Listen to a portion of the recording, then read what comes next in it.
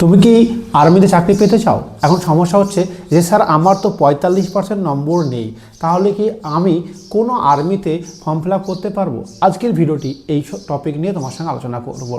তার আগে বলবো, তুমি কি একটি ভালো আবাসিক কোচিং সেন্টার খুঁজছো যেখানে army, CRPF, BSF, CISF, SSC, WP, কেপির মতো পরীক্ষার প্রস্তুতি দেওয়া হয়? তাহলে তোমার জন্য বিরাট সুবর্ণ সুযোগ নিয়েছে আমাদের আইকে স্টাডি ফোর্স একাডেমি। শুধুমাত্র ভর্তির সময় কিছু পরিমাণ টাকা লাগবে, এরপরে পুরোপুরি ফ্রি করাবো।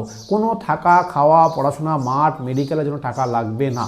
আমাদের রয়েছে অত্যাধুনিক হোস্টেল বিল্ডিং, সঙ্গে রয়েছে ডিজিটাল ক্লাসরুম, প্রত্যেকটা রুমে 2 জন করে ছেলে থাকতে পারবে এবং পাশেই রয়েছে ফিল্ড, প্রতিনিয়ত এক্স আর্মিম্যান ট্রেনিং করাচ্ছে। এই সুযোগগুলি কেন টাকা নেব না? কারণ আমরা চ্যালেঞ্জ হিসাবে নিচ্ছি যে তোমাকে আমরা চাকরি পাইই ছাড়বো। সেই সুযোগটা নিতে গেলে অবশ্যই এই মাসের মধ্যে আমাদের এই একাডেমিতে এসে ভর্তি হতে হবে। এই সুযোগ কিন্তু তুমি আর বারবার পাবে না এবং চাকরি পাওয়ার পর ডোনেশন করতে হবে। এখন কথা হলো যে স্যার আমার 45% নম্বর নেই, তাহলে কি তুমি অ্যাপ্লাই করতে পারবে?